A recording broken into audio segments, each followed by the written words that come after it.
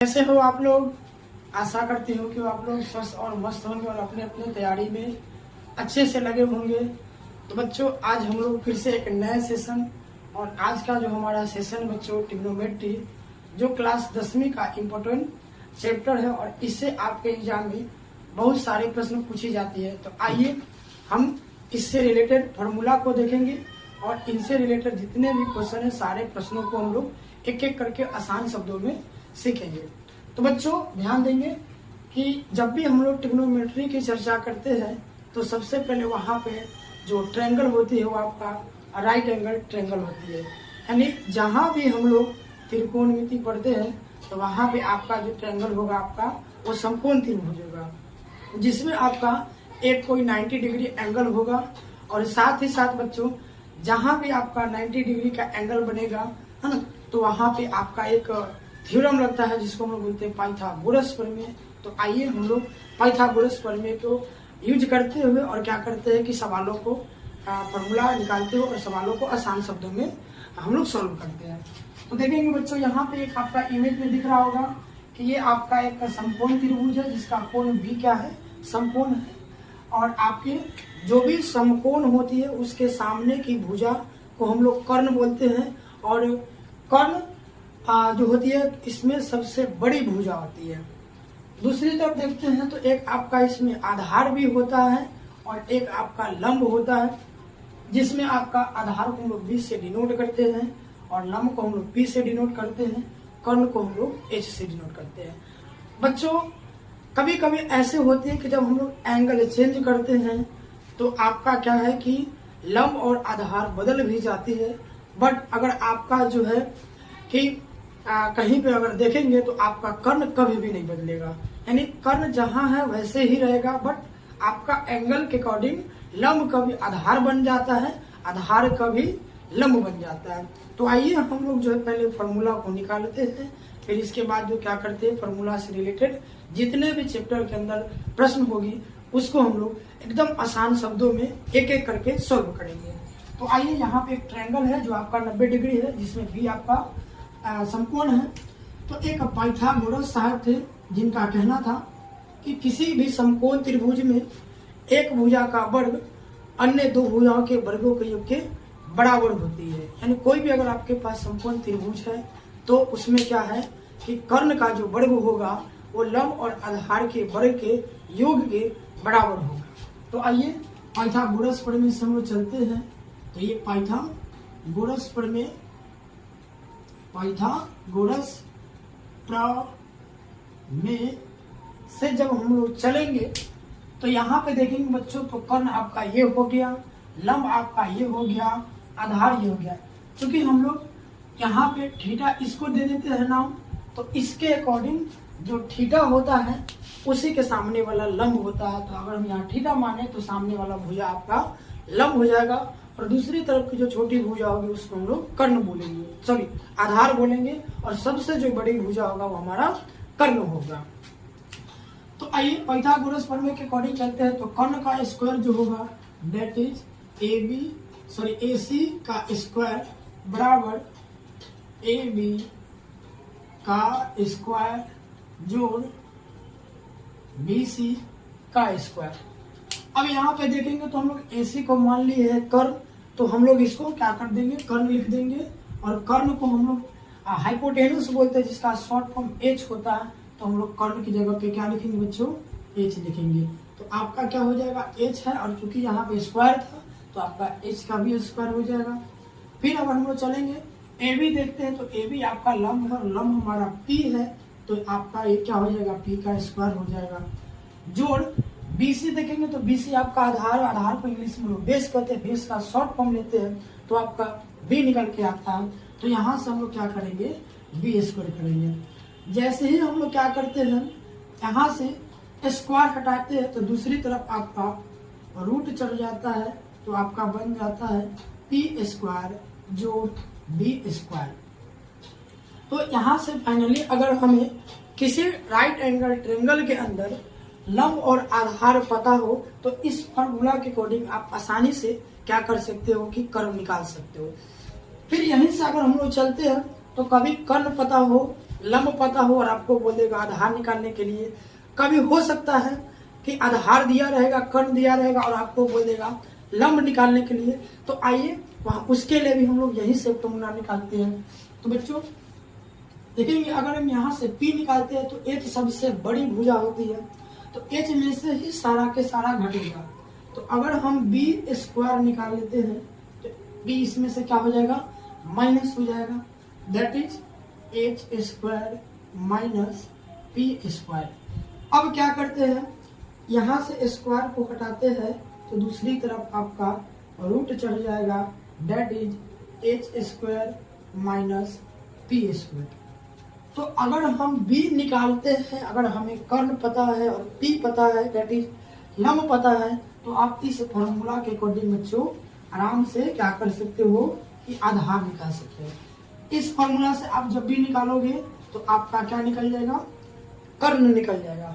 ठीक, अगर हमें कर्ण और आधार पता हो और हमें क्या है कि आधार निकालना हो तो उसके लिए भी बच्चों हम लोग यहाँ पे फॉर्मूला निकाल लिए। सिमिलरली अगर लंब भी निकालना हो तो यहाँ से हम लोग लंब के लिए फॉर्मूला निकालेंगे।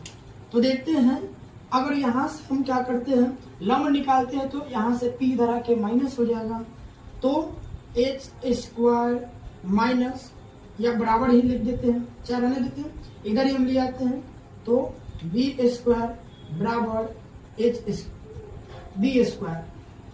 तो B स्क्वायर यानी P स्क्वायर इधर आ जाएगा क्योंकि B को इधर लाए हैं, तो यहाँ आ जाएगा H square minus B square. इधर स्क्वायर है तो जैसे स्क्वायर हटाते हैं तो यहाँ से आ जाएगा रूट, तो इधर बच जाएगा बच्चों P और ये आपका हो जाएगा समीकरण 3 हो जाएगा। यानी हम लोग अपने अकॉर्डिंग मान लिए समीकरण 1 से कर्ण आप निकाल सकते हैं, समीकरण 2 से आधार निकाल सकते हैं और समीकरण 3 से आप लोग P निकाल सकते हैं। तो जब भी किसी राइट एंगल ट्रायंगल के अंदर अगर आपको कोई दो गो भुजा दिया हुआ और तीसरी भुजा निकालने हैं तो बच्चों ये 3 फॉर्मूला हम लोग अप्लाई करेंगे और बाद बाकी इससे रिलेटेड जो भी प्रश्न आएगा उसको हम लोग सॉल्व कर लेंगे। दूसरी तरफ अगर देखते हैं तो एक इसके साथ साथ हमें एक राइट एंगल ट्रायंगल के अंदर आपको कुछ त्रिकोणमितीय अनुपात भी होती है, क्योंकि सारे के सारे खेल उसी त्रिकोणमितीय अनुपात पर ही है। तो अगर लंब कर्ण आधार है तो वहां से आपको त्रिकोणमितीय अनुपात का आपको क्या करना होगा कि प्रयोग करना होगा, और तब जाके ही हम लोग किसी भी त्रिकोणमिति के अंदर आप क्या कर सकते हो कि त्रिकोणमितीय अनुपात का वैल्यू निकाल सकते हो। तो आइए उसके लिए भी फॉर्मूला देख लेते हैं हम लोग। तो बच्चों सबसे पहला फॉर्मूला त्रिकोणमितीय अनुपात को अगर देखते हैं तो त्रिकोणमितीय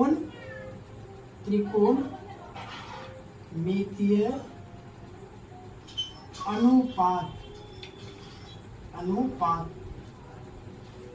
जब हम त्रिकोणमितीय अनुपात निकालते हैं तो सबसे पहले आता है बच्चों आपका साइन थीटा, दूसरा आता है आपका कॉस थीटा, तीसरा आता है आपका टेन थीटा, चौथा आता है आपका, देखिए ये 3 को जो होता है आपका मूल त्रिकोणमितीय अनुपात होता है। बाद बाकी जो 3 और जो होती है ठीक इसके अपोजिट होती है। डेट इज अगर हम एक निकालते हैं तो एक साइन का अपोजिट होगा, तो दूसरा कॉस का उल्टा होगा और तीसरा आपका टेन का उल्टा होगा। तो साइन का उल्टा देखते हैं बच्चों तो आपका हो जाता है कॉस थीटा। उसी प्रकार अगर हम कॉस का उल्टा देखते हैं तो बच्चों आपका निकल के आता है सेक थीटा, और अगर हम क्या करते हैं कि टेन का उल्टा देखते हैं तो आपका निकल के आता है कॉट थीटा। देखिए इसके लिए छोटा सा फॉर्मूला है और आसानी तरीका से हम लोग याद भी कर सकते हैं, क्योंकि जितने भी हम लोग मैथ्स बनाते हैं तो सबसे पहले आपका फॉर्मूला जरूरी होती है, क्योंकि फॉर्मूला के बिना मैथ आपका अधूरा है और फॉर्मूला याद नहीं तो फिर आप मैथ्स को सॉल्व नहीं कर सकते हो। तो छोटा सा है, एकदम आसानी तरीका से आप लोग याद कर सकते हो आसान भाषा में। तो आइए साइन के बारे में देखते हैं। तो साइन में आते हैं तो साइन का फॉर्मूला बनता है लंब बटा कर्ण, that is P upon H, यानी यहाँ पे लंब हमारा P हो गया, कर्ण हमारा H हो गया। दूसरा देखते हैं तो कॉस का आपका आधार बटा कर्ण होता है, और जब tan निकालते हैं तो आपका निकल के आ जाता है E बटा में B आ जाता है।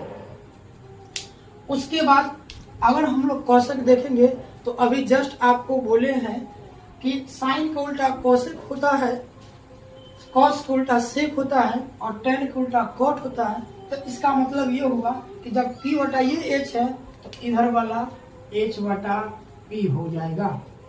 उसी प्रकार बोले हैं कि कॉस का उल्टा सेक होता है तो यहाँ पे B बटा H है तो ये आपका H बटा B हो जाएगा।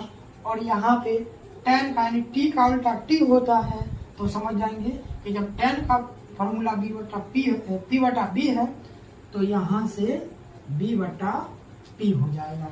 तो बस इतना ही हम लोग फॉर्मूला को याद रखेंगे और इससे रिलेटेड जो भी त्रिकोणमितीय अनुपात से संबंधित प्रश्न आएगी चैप्टर के अंदर हम लोग आसान तरीका से एकदम सरल भाषा में इसको हम लोग सोल्व करेंगे। बच्चों एक आध और ट्रिक है इसको याद रखने के लिए। तो ट्रिक देखेंगे जैसे आपका क्या है कि हमको अगर लंबकण आधार से रिलेटेड फॉर्मूला को लगाना है तो उसके लिए ट्रिक एक और आता है आसानी भाषा में याद करने के लिए क्या याद करने के लिए। तो आप इसको P/B करके नहीं याद करके आप क्या कर लोगे कि इसको एक अलग तरीका से एक ट्रिक के माध्यम से क्या करोगे कि आप इसको याद कर सकते हैं। तो हम ट्रिक जानते हैं जब इस तीनों की अनुपात निकालना हो तो उसके लिए फॉर्मूला आता है बच्चों लाल बटे कक्का। अब कहिएगा ऐसा क्यों लिखे तो देखो अगर आपको ये तीनों अगर याद नहीं होती है तो आप इसके अकॉर्डिंग सभी त्रिकोणमितीय फॉर्मूला को आप लोग याद कर सकते हो।